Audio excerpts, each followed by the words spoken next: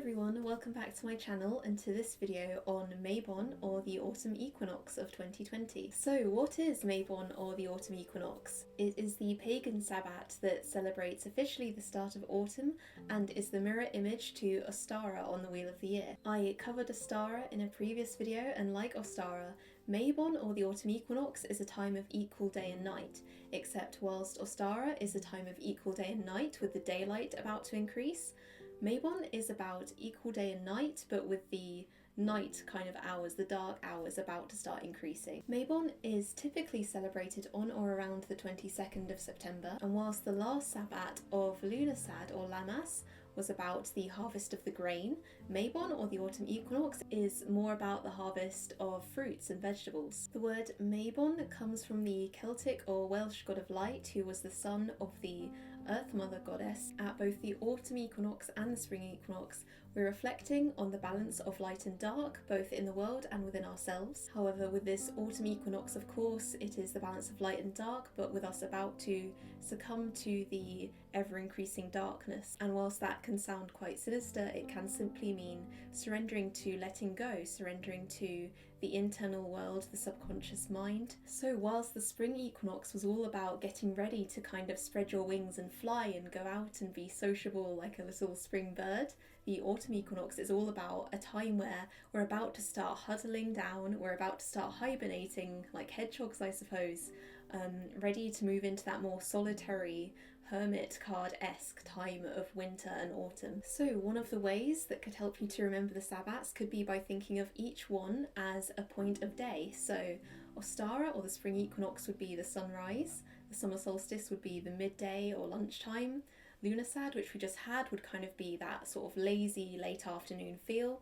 And the Autumn Equinox, or MABON, is really about the sunset and about to transition into nighttime, but just the last little glimmers of sun on the horizon. And if you do compare these Sabbats to times of day, you can relate the times of day and the kind of mood of that time of day to the mood of these Sabbats as we move through the year, and that can really help your understanding of it and just kind of simplify it for you a bit.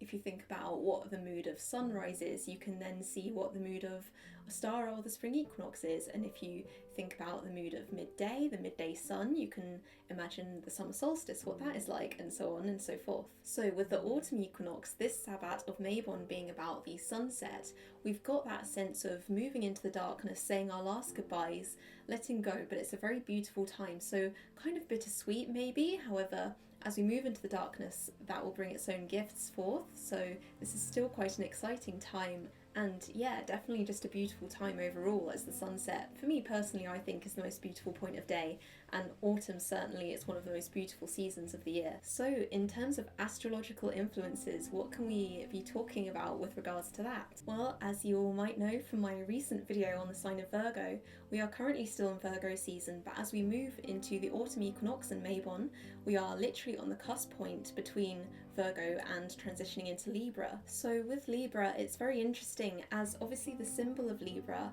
is a line with a bit of a lump in the middle and then another line, and this can be compared to the line of the horizon and the sun going down behind it. And as the sun sets in the west, which corresponds to the element of water, we've definitely got a lot of those reflective, emotional energies, as I said, potentially bittersweet with this sunset time, moving into Libra, moving into the Autumn Equinox as the daylight starts to fade more and more. So yeah, it's definitely worth bearing in mind that we are moving from Virgo into Libra, and what the energies of Libra are and how that will influence us. So I'm definitely going to be making a video on Libra very soon, as that is the sign we're about to move into. So if you want to check that out, it would be a great idea for you to subscribe so you can check that out the moment I post it. Another thing about the Autumn Equinox sitting on that cusp point between Virgo and Libra is that both of these signs are very good at communication and very good at seeking peace and harmony, I suppose. So Virgo is ruled by Mercury, the planet named after the messenger god, linked to communication and communicating messages. Virgo, as I said in my video about Virgo, being quite the selfless healer, quite the self-sacrificing character, and moving into Libra, who is ruled by Venus, the goddess of love and beauty, of course. Venus is all about seeking and finding love between people, harmony, balance and peace, which you'll know with Libra being symbolised by the scales. We want justice, peace and harmony. And so whilst this is quite a bittersweet time, that sunsetty period of the day in terms of the wheel of the year, it can be very nice that we are having these two very, on the whole, harmonious and cooperative signs that we are straddled between. So hopefully that should make this transition point a little bit easier, and a little bit easier for us to let go, because we have that nurturing energy of Virgo still carrying us through, and the desire for peace and harmony as represented by Libra that we're about to go into. The opportunity will most certainly be there for us to have these very deep, reflective discussions. As I said, the watery sun setting in the west kind of energies, we can really reflect and go deep with communication with Virgo ruled by Mercury and Libra seeking beauty and the truth behind these inner feelings that we might be feeling. And if we can talk and communicate about anything else that we want to let go before we move into autumn and the really colder seasons, hopefully that will be quite easy for us to move forward in that way. And this will be even more valuable because, as I'm about to mention, we are currently in Mars retrograde, and this has been happening since the 9th of September and will actually last until November the 13th. So that's going to be a big influence on the autumn equinox and MABON as a whole, and something to definitely bear in mind and to not get worried about if you notice certain things are lacking in your life. This could be an explanation for it. So Mars governs the stereotypically masculine traits of aggression, combativeness, sex drives, productivity, and all of these kind of fiery attributes. So when it goes retrograde, we might notice basically just a lack of drive in terms of maybe our libido, or in terms of work projects, just in terms of anything that we might want to actually get done and combat head on. We might feel a little bit more passive and reserved with regards to these things, and things may seem a little bit lackluster and just lacking, I suppose, the passion and drive of life. If you're feeling that way during this autumn equinox, this can be a really good thing to bear in mind and know that you're not alone and it's nothing to worry about. It's just that we have Mars in retrograde. So this is really important to bear in mind for the equinox season, especially as we may be prone to melancholy with the very last bit of summer.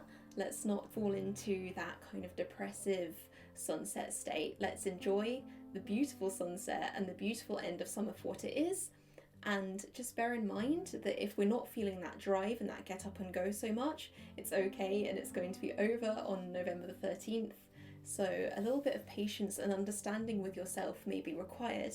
And this is where those deep reflective energies that we can draw on with Virgo and Libra will come in handy, because hopefully we'll be able to have these honest discussions with ourselves and how we're feeling, as I said, due to both of these signs being good communicators and generally compassionate and peace-seeking. So this can be really valuable for us, especially with Mars retrograde. This could hopefully be the healing balm that we need with Virgo and Libra. So what are good ways to celebrate MABON and make this a happy time? I know that I've made it sound perhaps quite depressing or melancholy, but this is a really beautiful, happy time, and there are so many great ways to celebrate that. One way to celebrate is by eating and enjoying the fruits of the season, such as apples, blackberries, any vegetables that are specific to the season, and just reflecting on the abundance of the earth and feeling grateful for that. If you find yourself feeling a bit depressed or melancholy because it is the end of summer and because of Mars retrograde, of course,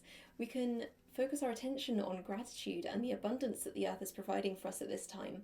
And it's not all doom and gloom. There are so many beautiful things left in this season. So yes, as we just had the grain harvest with Lunasad or Lamas, really take a moment to appreciate the fact that it is now the fruit harvest, and just enjoy all the lovely fruits. Maybe make an apple pie, an apple crumble, any kind of seasonal food like that would be a really great way to celebrate and eat on the equinox day, I think. Another really good way to celebrate the autumn equinox on the day of the autumn equinox is to really get in touch with and potentially reawaken your divinatory skills, as this time is represented by the sunset in the west and therefore the watery elements. This is a really good time to delve into your inner watery nature and your ability to sense things and the mysterious subconscious mind, as we are at that tipping point before we move into the darkness. And of course we're about to move into the tipping point where, in the myth of Demeter, Persephone and Hades, Persephone is about to move into the underworld. She's about to confront the shadowy underworld and move back into her life with Hades, the god of the underworld. So we can really enhance our divinatory skills and